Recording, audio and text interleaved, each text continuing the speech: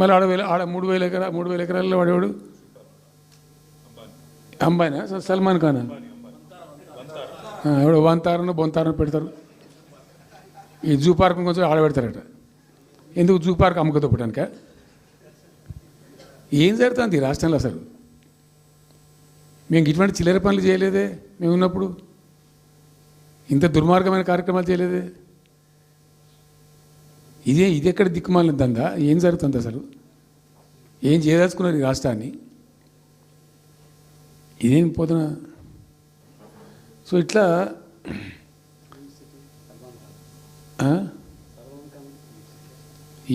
అది ఏందో నేను ఒక్కటే మాట్లాడుతున్నానండి. బిజినెస్ మీట్ పెడతాం, ఎంఓయూలు చేసుకుంటాం, ఏ ప్రభుత్వం చేయాల్సిందే. అడ్డగోలు జమాబందీ దానికి లెక్కలేని కథ అంటే ఏందన్నట్టు ఒక హైప్ క్రియేట్ చేసుడు. దీనికి ఆచుడు, దీనికి గురువు చంద్రబాబు నాయుడు. ఇప్పుడు చంద్రబాబు నాయుడు చెప్పిన లెక్కల బిజినెస్ వచ్చేది ఉంటే, ఎంఓయూలు సక్సెస్ అయ్యేది ఉంటే ఆంధ్రప్రదేశ్లో ఈ పాటికి 20 లక్షల కోట్లు వచ్చి ఉండాలి. ఆయన ఫస్ట్ టైం అలా సీఎం ఉన్నప్పుడు ఆ ఊళ్ళో పెట్టే కదా, వైజాగ్లో, అమరావతిలో కదా, వైజాగ్లో పెట్టిండు. వైజాగ్లో ఎవరు వెళ్ళి ఎంఓయూలు చేసిన వాళ్ళంటే వంట మనుషులు చెప్పిండ్రు. ఆ స్టార్ హోటల్లో బయట వంట మనుషులు, వాడు ఎవడు సప్లై చేసేటోళ్ళు, వాడు వచ్చి కూర్చోపోయి సంతకం పెట్టే పెట్టిండు వాడు పాపం. అవునా అండి, పాపులర్ అయింది అది. ఇప్పుడు మరి ఎక్కడ ఆ పెట్టుబడులన్నీ ఎక్కడ చెప్పండి? ఆఖరికి 10,000 కోట్లు అన్న రావాలి. 15 లక్షల కోట్లు, 6 లక్షల కోట్లు, 8 లక్షల కోట్లు.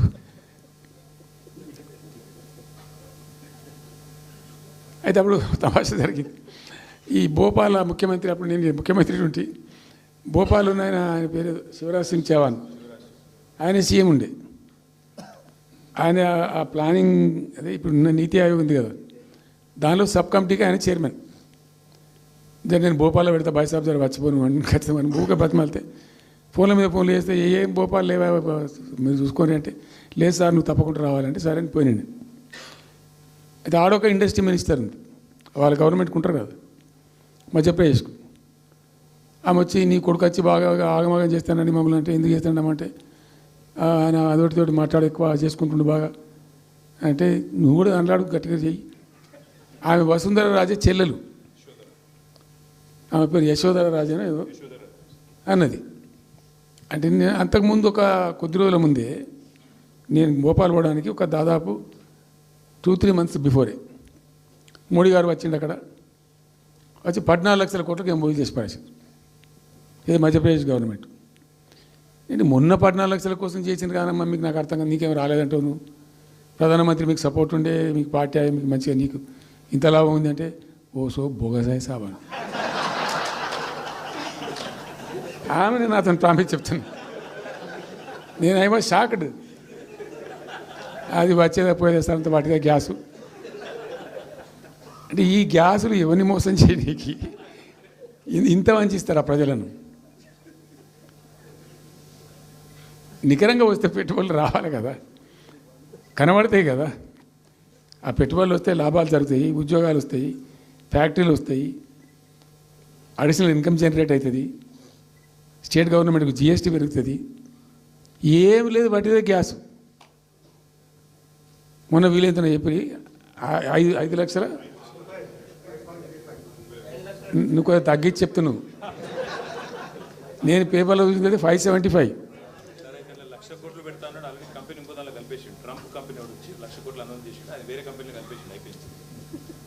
ఇట్లా ఇది ఏమి ట్రంప్ ఓడికి గింపి ఇదంతా ఏం పంచాయతీ?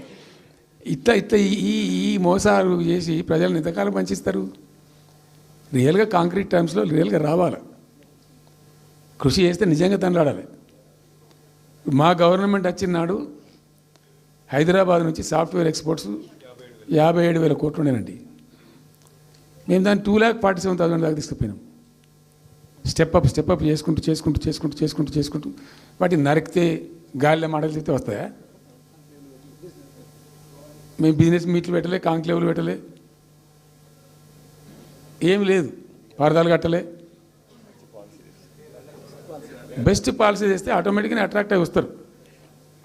నేను చెప్పిన అప్పుడు ఒక ఆయన ఉండే పాప, ఆయన చీఫ్ సెక్రటరీ కూడా రిటైర్ అయ్యాడు.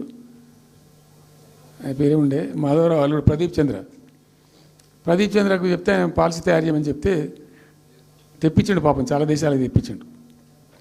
ఒక 50 సార్లు రిజెక్ట్ చేసిండు. ఇట్లా కాదు, నాకు కాంక్రీట్ కావాలి, ఇంకా మంచిగా కావాలని చెప్పి చాలా కష్టపడి చేసిండు. I must appreciate him. The best policy was brought in. తెచ్చిన తర్వాత కూడా ఎట్లుంటుందంటే, ఒక కంపెనీ వాడు వచ్చిండు, ఫాక్స్కాన్, ఆ మహారాష్ట్రలో కొట్టుకుపోయింది. ఫాక్స్కాన్ అనే కంపెనీ చాలా పెద్ద కంపెనీ వాస్తవానికి. ఇదేవి తయారు చేస్తారు, ఈ సెల్ ఫోన్లు ఇవన్నీ ఎలక్ట్రానిక్స్లో ఉన్నాడు. చాలామంది ఉమెన్కి ఎంప్లాయ్మెంట్ దొరుకుతుంది దాంట్లో, వేల మందికి. సరే వస్తే మనకు కూడా లాభం జరుగుతుంది. వాని ఎంబడి మస్తు దానిలో ఆల్మోస్ట్ వచ్చిండు, 90% వచ్చిండు. మీ పాలసీ బాగుందని అప్రిషియేట్ చేసి అన్ని చేసిండు. యాళ్ళకు వస్తే మహారాష్ట్ర ప్రభుత్వం 3,000 కోట్ల రూపాయలు వానికి నగదు ఇన్సెంటివ్ ఇస్తాను, వాడు కొట్టుకుపోయాడు. 3,000 crores ఎదురిస్తేనే నీకు డబ్బులని తీసుకుపోయాడు. అప్పుడు మనకు అంత కెపాసిటీ లేకుంటే సరే రియల్ ట్రై చేస్తే, కాంపిటీషన్ ఉన్నప్పుడు ట్రై చేస్తే కొన్ని సందర్భాలు జరుగుతాయి, కొన్ని జరిగాయి. ఉన్నట్టు తెలుసు, కట్టండి కదా, నడుస్తుంది కదా, ఫ్యాక్టరీ స్టార్ట్ కూడా అయింది కదా ఆల్రెడీ. సో అట్లా రియల్ ఎఫర్ట్ చేస్తే కొంత జరిగేటువంటి ఆస్కారాలు ఉంటాయి. ఇప్పుడు వెల్స్పన్ కానీ, వరంగల్లో వస్తున్నటువంటి మెగా టెక్స్టైల్ పార్క్లో కైటెక్స్ కానీ, చాలా వాళ్ళు ఎంబడివాడి తనలాడి తిప్పలవాడి అది చేసి పట్టుకొస్తే ఓటి సమకూరుకుంటూ పోతుంటుంది. కానీ వట్టి హైప్ క్రియేట్ చేసి మందిని మోసం చేసి ఎన్ని రోజులు ఇస్తుంది? ఆత్మవంచన, ప్రజావంచన. ఏమైనా వస్తుందిరా బాబు అంటే ఏమి రాదు. ఈ గ్యాస్ల ప్రజలను పెట్టి ఇప్పుడు ఇస్తాన 2,500 దిక్కులేదు మహిళలకు, 1 కోటి మంది మహిళలను కోటీశ్వర్లను చేస్తాం. కాంగ్రెస్ మంత్రులంతా ఒకటే పాట పాడు, ఏమి ఎట్లా చేస్తావా 1 కోటి మంది మహిళలను కోటీశ్వర్లను? నీ దగ్గర ఉంటేనా? ఉన్న రెవెన్యూ పీకింది రాష్ట్రాన్ని, లోపలికి అయిపోయింది. మేము ఉన్నప్పుడు గ్రోత్లో 50% లేదు. అసలు మీ గ్రోత్ గురించి అవగాహన ఉందా? ఒక్కొక్క రూపాయి కూడబెట్టాలి, ఎట్ట తీసుకుపోవాలి? నేను ముఖ్యమంత్రి అయిన తర్వాత నన్ను ఎంతమంది టెంప్ట్ చేసినా ఐఏఎస్ ఆఫీసర్లు వాళ్ళు వీళ్ళు, ₹1 రిజిస్ట్రేషన్ ఛార్జ్ పెంచాలి నేను 4 ఏళ్ళ దాకా. Not even single rupee. ఉల్టా నేను వాళ్ళని పిలిచి మీకు ఏం కావాలి, రియల్ ఎస్టేట్ బాగా మంచిగా చేసుకుపోవాలి, హై క్లాస్ రావాలి అంటే ఎట్లా? హైదరాబాద్లో కూడా స్కై లైన్ రావాలని చెప్పి 3 ఏళ్ళు తిప్పలవాడనండి నేను, 3 years. ఎందుకంటే స్కై లైన్ రావాలని నోటి మాట అంటే రాదు, దానికి కూడా ఎక్కువ కావాలి. ఆ 50 అంతస్తులు 60 అంతస్తులు మీదకి పోయి కట్టేటువంటి ఆ క్రేన్ ఆపరేటర్లు, క్రేన్ డ్రైవర్లు, దానికి సంబంధించిన సరంజామా అంత ఉంటుంది. ఆ ఎక్కువ వస్తే ఆ స్కై రైజ్ వస్తుంది. ఆ ఎక్కువ తేవడానికి చాలా కష్టపడాల్సి వచ్చింది. ఇప్పుడు ఈ రాజభవన్ పక్కనే గేట్ పక్కన ఒకటి ఉంటుంది చూడండి, కాదు ఒక టవర్ ఉంటుంది ఒకటి. నేను అప్పుడు నేను పోతుంటే ఈ పునాది తీసిండు, మంచి స్పాట్ ఇది, వాటర్ ఫ్రంట్ ఉంటుంది హుసేన్ సాగరు. అతను చెప్పుండే మనం స్కై లైన్లో భాగంగా ఇద్దాము, 50 అంతస్తులకు ఇద్దామని చెప్పి ఆగమంటే ఆయన ఎవరో రాజుగారు ఆగలే, ఆయనకు అంతకే కట్టుకున్నాడు పాపం. It took me 3 years to bring sky line to Hyderabad. మేము ఒక పద్ధతికి పోయినాం, సిస్టమ్ చేసినాం, ఓపికతోని చాలా సిన్సియర్గా మంచి పద్ధతితోని వాళ్ళతో డిస్కస్ చేసుకుంటూ మాట్లాడుకుంటూ ఒక క్రమ పద్ధతిలో పోయినాం. గట్టుంటుంది పద్ధతి. కానీ 4 ఫీజు తీసినాం, 10% ఏదో ఫీజు ఉండే. తర్వాత ఆర్డీఓ ఆఫీస్కి పోవాలి సార్, ఈ ఫీజు ఏమో కానీ ఆ ఫీజు ఎక్కువ అవుతుందని వాళ్ళు చెప్పిండ్రు. అది తీసేవతల పడేసినాం. అది తీసేసినాం, ఆర్డీఓ దగ్గర పోయే అవసరం లేకుండా కూడా చేసినాం. ఇప్పుడు అదొక ఫీజు. ఆ ఫీజుతో ఏమైంది, ఆయనతో పీకింది. హైదరాబాద్ రియల్ ఎస్టేట్ గంగలు కలిసింది. మేమేమో ఆనాడు నిజంగా చెప్తున్నా, చాలా సంతోషంగా చెప్తున్నాను నేను, భూముల ధరలు పెంచినాం తెలంగాణలో.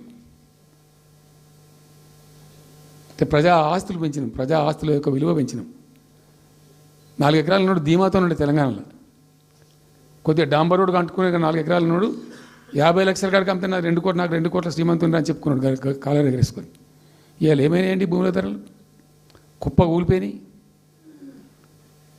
ఇంట్లో అమ్మాయి పెయింట్ ఉంటే ఒక ఎకరం అమ్మి చేద్దాం అనుకుంటే కొనే దిక్కులేదు సరని కళ్ళకు నీళ్ళు పెట్టుకుంటారు ప్రజలు. ఇవాళ లేదు, ఒక ఎకరా కూడా అమ్ముడు పోతలేదు, ఇప్పుడు కొంటలేడు. దిక్కు లేకుండా అమ్ముకుంటే ఇష్టం వచ్చిన అడ్డమైన ధరలకు అమ్ముకోవాలి.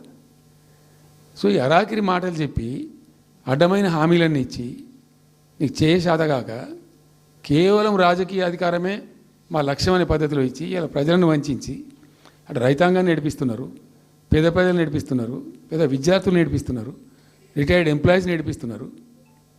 పచ్చి అబద్ధాలు. కేసీఆర్ చేసిన అప్పులకు వడ్డీలు కట్టలేకపోతున్నావా? కావు ఉతికింది కదా, ఈ చెంప ఆ చెంప వాయించింది కదా. ఎంత కడుతున్నారు? తీసుకున్న అప్పులు ఏంటంటే 2,90,000 కోట్లు మొత్తం కలిపి అని చెప్పాను కదా చాలా స్పష్టంగా. సో ఇట్లా ఇవన్నీ వాస్తవాలు ఒక పక్కకుంటే అన్ని అబద్ధాలు చెప్పుకుంటూ ఇష్టం వచ్చినట్టు మాట్లాడుకుంటూ ఇక నన్ను ఇచ్చడానికైతే వాళ్ళ నోరు మొక్కాలిగా. ఎప్పుడో సందర్భంలో కోపం